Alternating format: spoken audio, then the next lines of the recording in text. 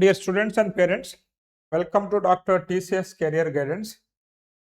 So sir ఏ కాలేజీకి priority ఇవ్వాలి, సో ఎటువంటి కాలేజీలో మేము జాయిన్ కావాలి అని చాలామంది స్టూడెంట్స్ అడుగుతూ ఉంటున్నారు. కాబట్టి ఈ వీడియోలో వచ్చేసి మీకు నేను మీరు ఎటువంటి కాలేజ్లో జాయిన్ కావాలి ఏంటి అనేది చెక్ చేసుకోవడం కోసం కొన్ని పాయింట్స్ అనేది చెప్తాను. ఈ పాయింట్స్ అనేది ఏంటి అనేది మీరు వీడియో పూర్తిగా చూసినట్లయితే మీకు అర్థమవుతుంది. వీటిలో అన్నీ రావాలనుకుంటే మాత్రం ఖచ్చితంగా మీకు మంచి ర్యాంక్ రావాల్సి ఉంటుంది. వాళ్ళు పెట్టేటువంటి ఎంట్రన్స్ ఎగ్జామ్లో కూడా మీరు మంచిగా పర్ఫార్మెన్స్ చేస్తేనే మీకు ఒక మంచి కాలేజ్ దొరికే అవకాశం ఉంటుంది. బట్ ఈ టాప్ 5 పాయింట్స్ ఏంటనేది మనం వీడియోలో డిస్కస్ చేయబోతున్నాము. కాబట్టి మీరు వీడియోని కనుక పూర్తిగా చూసినట్లయితే ఆ పాయింట్స్ ఏంటి, వాటికి ఎందుకు మనం అంత ప్రాముఖ్యత ఇవ్వాలి అనేది మీకు అర్థమవుతుంది. మీరు ఫస్ట్ టైం కనుక మన ఛానల్ చూస్తున్నట్లయితే ఇప్పటివరకు మన ఛానల్ సబ్స్క్రైబ్ చేయనట్లయితే ఛానల్ సబ్స్క్రైబ్ చేయండి. ఈ వీడియో మీకు ఏమాత్రం నచ్చినా ఇన్ఫర్మేటివ్గా ఉందనుకున్నా ఒక క్షణం ఆగి ఒక లైక్ అయితే ఇవ్వండి అనమాట. అదేవిధంగా ఇలాంటి వీడియోస్ అనేవి మన ఛానల్ చాలా వస్తాయి కాబట్టి మీకు అన్ని కౌన్సిలింగ్ గైడెన్స్ కాలేజీ అని వాటన్నిటి గురించి చెప్తా ఉంటాను కాబట్టి మన ఛానల్ని ఫాలో అవుతామని కోరుకుంటూ ఇక మనం వీడియోకి వెళ్ళిపోదాం. సో వీటన్నిటిలో ఫస్ట్ ప్రయారిటీ నేను ఇచ్చినటువంటిది వచ్చేసి మీకు ఇక్కడ ఫ్యాకల్టీ అండ్ కరికులం అనమాట. ఎందుకంటే ఈ రోజున చాలామంది స్టూడెంట్స్ అనేది కరికులానికి కాకుండా, ఎందుకంటే ఇండస్ట్రీలో డెవలప్మెంట్స్ అనేవి చాలా చాలా జరిగిపోతూ ఉన్నాయి. ఈ రోజున మనం తీసుకున్నట్లయితే వరాకిల్లో దాదాపు 30,000 మందిని తీశారనమాట.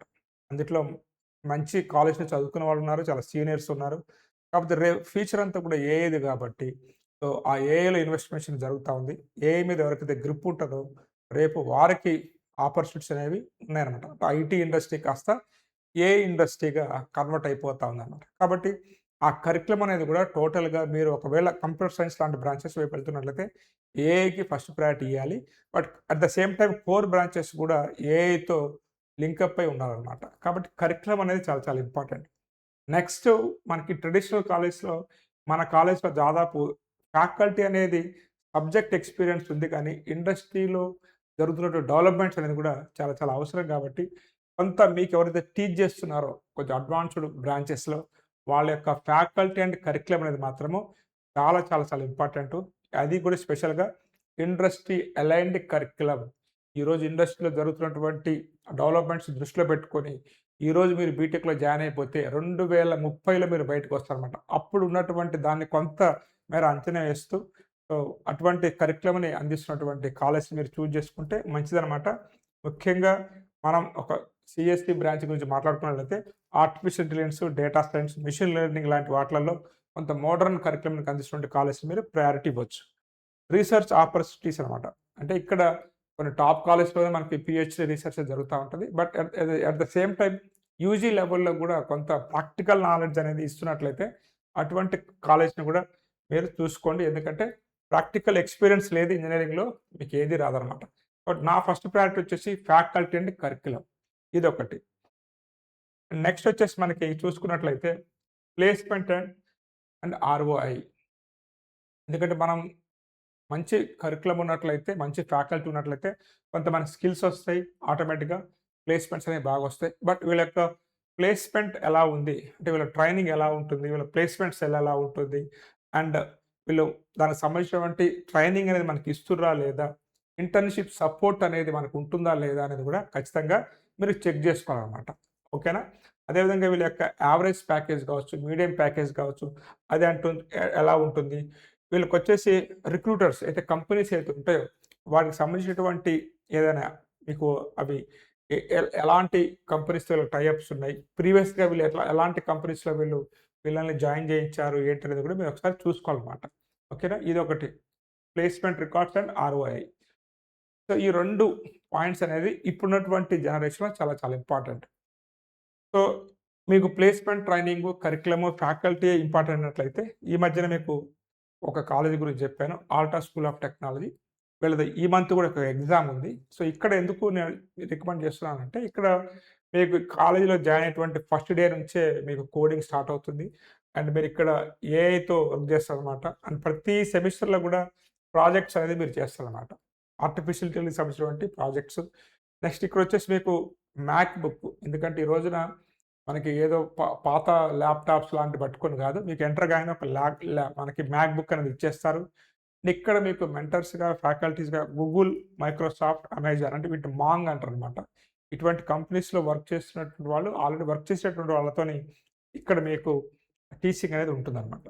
అండ్ ఇక్కడొచ్చేసి మీకు ప్లేస్‌మెంట్ ట్రైనింగ్ అనేది ఏదో లాస్ట్‌లో గాకుండా థర్డ్ ఇయర్‌లోనో, ఫైనల్ ఇయర్‌లో గాకుండా మీకు మొదటి నుంచే ఉంటుంది. అండ్ మూడో సంవత్సరంలో అంటే థర్డ్ ఇయర్‌లో ఖచ్చితంగా మీకు ప్లేస్‌మెంట్ వచ్చే విధంగా మీకు ఇంటర్న్‌షిప్ వచ్చే విధంగా మీకు ట్రైనింగ్ అనేది ఉంటుందనమాట. సో, వీటితో పాటు ఇక్కడ ఖచ్చితంగా అడ్మిషన్ అనేది వాళ్ళ యొక్క ఏసాట్ ఎగ్జామ్ ఉంటుంది. అది రాసిన తర్వాతనే మీకు అడ్మిషన్స్ ఇస్తారనమాట. అండ్ దాని తర్వాత ఇంటర్వ్యూ ఉంటుంది, కౌన్సెలింగ్ ఉంటుంది. వాటిలో గనక మీరు మంచిగా పెర్ఫార్మెన్స్ చేసినట్లయితే 100% మీకు స్కాలర్‌షిప్ కూడా ఇస్తారనమాట. అండ్ ఇక్కడ ఇంకోటి మీరు తీసుకోవాలనుకున్నట్లయితే నేను చెప్పా కదా! ఈ ఎగ్జామ్ వచ్చేసి మనకి ఏప్రిల్ 12 ఉంది. మరి ఏప్రిల్ 11 వరకు మీరు అప్లై చేసుకున్నట్లయితే మీకు ఈ యొక్క కాలేజ్‌లో అడ్మిషన్ వచ్చే అవకాశం ఉందనమాట. ఓకేనా?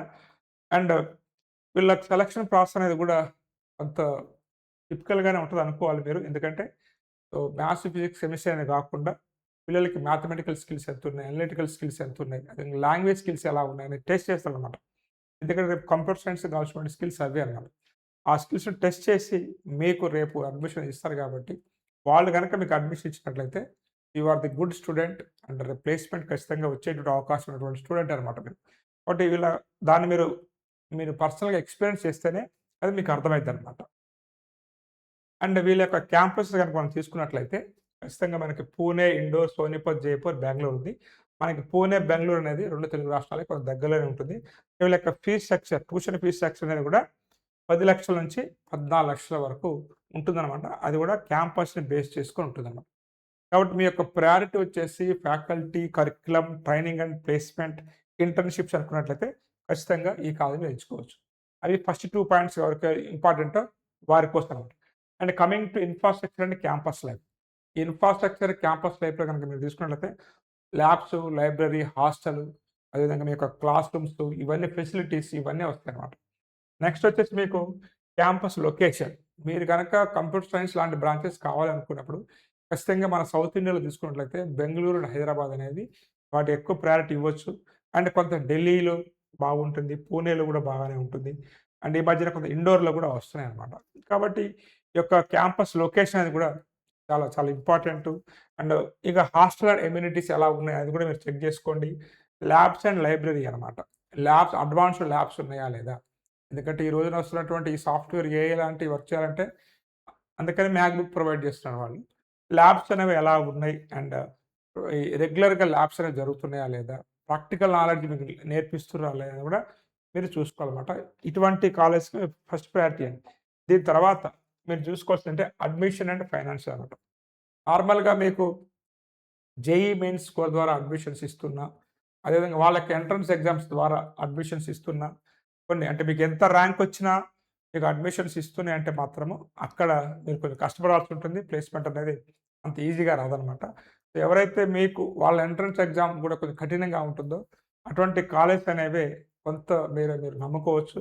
నెక్స్ట్ వచ్చేసి మీకు ఫీస్ స్ట్రక్చర్ అనేది కూడా సో కొంత 10-12 లాక్స్ వరకు మీరు వెళ్ళొచ్చనమాట. సో ఇదొకటి చూసుకోండి. ఫీస్ స్ట్రక్చర్ అనేది కూడా మీ యొక్క బడ్జెట్‌ని కూడా దృష్టిలో పెట్టుకొని చూసుకోండి. మరి మీరు వెళ్లి ఎందుకంటే రిటర్న్ ఆఫ్ ఇన్వెస్ట్‌మెంట్ అని చెప్పాను ఫస్ట్‌లో మీకు. మీరు ఒక 30,00,000, 40,00,000 అక్కడ కట్టి 5, 6 లక్షలు ప్యాకేజ్‌తో బయటకొచ్చారంటే మాత్రము చాలా తక్కువ అనుకోవాలి. అదేవిధంగా మీకు స్కాలర్‌షిప్ ఆపర్చునిటీస్ ఇస్తున్నాయా లేదా కాలేజ్ అనేది అది కూడా చెక్ చేసుకోండనమాట. ఎందుకంటే కొంత స్కాలర్‌షిప్స్ ఇచ్చినట్లయితే మెరిట్ స్టూడెంట్స్‌కి ఉపయోగం ఉంటుంది. ఆ మెరిట్ స్టూడెంట్ వల్ల ఆ కాలేజ్‌కి కూడా నేమ్ వస్తుంది కాబట్టి కొంత స్కాలర్‌షిప్స్ ఇస్తున్నాయా లేదని కూడా చెక్ చేసుకొని మీరు ఒకసారి చూసుకోండి. అండ్ అదేవిధంగా లోన్స్ కూడా ఇస్తున్నాయా లేదని కూడా మీరు చెక్ చేసుకోవాలన్నమాట. కాబట్టి అడ్మిషన్స్ ఎలా ఇస్తున్నారు? అదేవిధంగా ఫైనాన్షియల్ సపోర్ట్స్ ఉన్నాయా లేదా? స్కాలర్‌షిప్స్ వస్తాయా లేదా అని కూడా మీరు చెక్ చేసుకోవాలన్నమాట. నెక్స్ట్ పాయింట్ వచ్చేసి మనకి ర్యాంకింగ్ అనమాట. ఈ ర్యాంకింగ్ మీద చాలామంది పేరెంట్సే మొదటి నుంచి నేను మనతో పాటు చాలా మిత్రులు కూడా అంత ఎక్కువ ప్రయారిటీ ఇయ్యొద్దని చెప్తున్నాము. Ranking and reputation. రెప్యుటేషన్ చూసుకోవచ్చు. అంటే కాలేజ్ హిస్టరీ ఏంటి? ఆ కాలేజ్ ఎక్కడ ఏ లొకేషన్‌లో ఉంది? అనేది మాత్రం రెప్యుటేషన్ మాత్రం మీరు చూసుకోవచ్చు. యూఎస్ ర్యాంకింగు, ఎన్ఆర్ఎఫ్ ర్యాంకింగ్స్ కొన్ని కొత్త కాలేజ్‌కి రావు. కొన్ని సంవత్సరాలు నడిస్తేనే ఎన్ఆర్ఎఫ్ ర్యాంకింగ్, క్యూఎస్ ర్యాంకింగ్ వస్తాయి కాబట్టి కొన్ని మంచిగా పెర్ఫార్మన్స్ ఇస్తున్నటువంటి కొత్త కాలేజ్ మీరు ఎంచుకోవచ్చు. బట్ ఓల్డ్ కాలేజ్ కనుక తీసుకున్నట్లయితే ఒక 15 ఇయర్స్ కాలేజ్ ఉందంటే ఎన్ఆర్ఎఫ్ ర్యాంకింగ్ లేదంటే మాత్రం అంతగా పర్ఫార్మెన్స్ చేయనట్లే అనుకోవాలి. ఎన్ఆర్ఎఫ్ ర్యాంకింగ్ అనేది కొంత మీరు పరిగణలోకి తీసుకోవచ్చు. కాబట్టి ఆ ర్యాంకింగ్స్ ఉన్నట్లయితేనే మీరు కొంత ప్రయారిటీ ఇవ్వండి. న్యాక్ అండ్ ఎన్‌బీఏ గనక ఉన్నట్లయితే అంటే న్యాక్ అనేది కొంత ఈ మధ్య అందరికి తెలిసిందే న్యూస్‌లో అండ్ సోషల్ మీడియాలో కొన్ని కాలేజెస్ అనేవి కొంత ఈ ర్యాంకింగ్ కోసం అవకతవకలకు పాల్పడుతున్నారని చెప్పేసి మనం విన్నాము. వీళ్ళేందంటే ఏ ప్లస్ కోసం కొంత చేస్తారు తప్ప మినిమమ్ ఫెసిలిటీస్ లేకుండా అయితే న్యాక్ అయితే రాదు. ఎన్‌బీఏ అయితే న్యాక్ అంటే కొంచెం కఠినంగానే ఉంటుంది ఎన్‌బీఏ. ఎన్‌బీఏ అక్రిడిటేషన్, న్యాక్ అక్రిడిటేషన్‌లో కూడా కొత్త సవరణలు వస్తా ఉన్నాయి ఫ్యూచర్‌లో. కాబట్టి కొంత మంచి యూనివర్సిటీస్‌లలో మనకు అడ్మిషన్స్ రావాలి. యూఎస్‌లో గాని, యూకే, కెనడా అనుకున్నట్లయితే ఈ యొక్క న్యాక్ ఏ++ ఎంబీఏ అక్రిడిటేషన్ అది కూడా చూస్తున్నారు కాబట్టి వాటికి మీరు ప్రయారిటీ ఇవ్వండి. And reputation of the college అనేది స్టూడెంట్ యొక్క ఫీడ్‌బ్యాక్. ముఖ్యంగా నేను చెప్పేదేంటంటే మీరు ఏ కాలేజీలో జాయిన్ అవుదాం అనుకున్నా కొంత ఓపిక చేసుకొని ఎందుకంటే మీరు 4 సంవత్సరాలు చదవాలి. దాని మీదే మళ్ళీ మీ ఫ్యూచర్ ఉంటుంది కాబట్టి ఒకసారి క్యాంపస్‌ని విజిట్ చేయండి. నేను చెప్తాను వేరే వాళ్ళందరూ చెప్తా ఉంటారు. నేను చెప్పిందే నిజమనేది కాకుండా ఒకసారి క్యాంపస్ ఎళ్లి విజిట్ చేసి ఆ క్యాంపస్‌లో ఉన్న ఫెసిలిటీస్ కావచ్చు, మేము చెప్పిన విషయాలు కావచ్చు, మళ్ళీ మీరు బేరేజ్ వేసుకోవచ్చు. నేను చెప్పినవి మీరు కొంతమందికి నచ్చొచ్చు, నచ్చకపోవచ్చు. బట్ మీకు ఏదో ఒకటి నచ్చిద్ది కాబట్టి అక్కడ ఫీజు కావచ్చు, స్కాలర్‌షిప్ కావచ్చు, కొంతమంది కొన్నిటికి కాంప్రమైజ్ అవుతారనమాట వాళ్ళ పరిస్థితులను బట్టి. కాబట్టి మీరు ఖచ్చితంగా అక్కడికి వెళ్లి అక్కడ ఎవరైతే చదువుతున్నటువంటి స్టూడెంట్స్ యొక్క ఫీడ్‌బ్యాకు, అక్కడ ఏ కంపెనీస్ వస్తున్నాయి, ఆ రెప్యుటేషన్ ఎలా ఉంది, ఇవన్నీ నిజమా కాదా అనేది కూడా మీరు వెళ్లి చెక్ చేసుకోండి. కాలేజీకి విజిట్ చేస్తేనే మంచిదనమాట. ఎందుకంటే దాని తర్వాత మనం జాయిన్ అయిన తర్వాత బాధపడడం కంటే ముందే వెళ్లి కొంత ఏదైతే మనం సార్ట్ ఔట్ చేసుకున్నామో ఆ కాలేజ్‌ని విజిట్ చేసి డెసిషన్ తీసుకున్నామన్నమాట. కాబట్టి ఈ యొక్క 5 పాయింట్స్ అయితే మీరు గుర్తుపెట్టుకోండి. ఫ్యాకల్టీ ఒకటి, కరిక్యులమ్, ప్లేస్‌మెంట్ ఒకటి, ర్యాంకింగ్స్ ఒకటి, అదేవిధంగా ఎంట్రన్స్ ఎగ్జామ్స్. ఎటువంటి ఎంట్రన్స్ ఎగ్జామ్ వాళ్ళు కండక్ట్ చేస్తున్నారు. మీకు లక్షలు లక్షలొచ్చినా ర్యాంక్ అనేది మీకు వాళ్ళకి అడ్మిషన్ ఇస్తున్నట్లయితే అక్కడ మీరు ఒకసారి అటువంటి కావాల్సిన ఆలోచించుకోవాల్సి ఉంటదన్నమాట. కొంత ఇంటర్మీడియేట్ స్కోర్ ద్వారా మీరు స్కాలర్‌షిప్స్ ఇస్తున్నట్లయితే వాటిని కూడా మీరు ప్రయారిటీ ఇవ్వచ్చు. సో, ఇవన్నిటిని మీరు చూసుకొని ఒక మంచి కాలేజ్‌ని మీరు చూజ్ చేసుకుంటారని కోరుకుంటూ, అదేవిధంగా ఆ మంచి కాలేజ్‌లో మీకు అడ్మిషన్ రావాలని కోరుకుంటూ మీ అందరికి కూడా ఆల్ ద బెస్ట్. సో, కాబట్టి మీరు అడ్మిషన్స్ తీసుకునేందుకు మాత్రం 1, 2 సార్లు ఆలోచించి మీ యొక్క ఫ్యూచర్ ప్లాన్స్ ఏంటి? మీరు తీసుకోవాల్సిన బ్రాంచ్ ఏంటి అనేది చూసుకోండనమాట. ఎందుకంటే రోజున డెవలప్‌మెంట్స్ అనేవి చాలా ఫాస్ట్‌గా జరిగిపోతా ఉన్నాయి. రేపు ముఖ్యంగా బీటెక్ సర్టిఫికేట్ ఎంత ముఖ్యమో దానికంటే రెండింతలు ముఖ్యం స్కిల్స్ అనమాట. ఆ స్కిల్స్ మీద దృష్టి పెట్టండి. అండ్ మీరు మీ ఫ్యామిలీలో కావచ్చు, బయట కావచ్చు, మీ సాఫ్ట్‌వేర్ ఇండస్ట్రీ గాని, లేకపోతే ఎనీ కోర్ ఇండస్ట్రీలో ఉన్నట్లయితే అక్కడ జరుగుతున్న డెవలప్‌మెంట్స్ ఏంటి? సో, మనం ఎలా ఉండాలి ఏందనేది మాత్రం అవన్నీ తెలుసుకొని ముందుకెళ్ళినట్లయితేనే రేపు మీరు సక్సెస్ అయ్యేటువంటి అవకాశం ఉంది కాబట్టి, సో, ప్రతీది కూడా చాలా క్లియర్‌గా తెలుసుకొని మీ యొక్క బీటెక్ జర్నీని స్టార్ట్ చేస్తారని కోరుకుంటూ, have a nice day. All the best for your bright future. Thank you.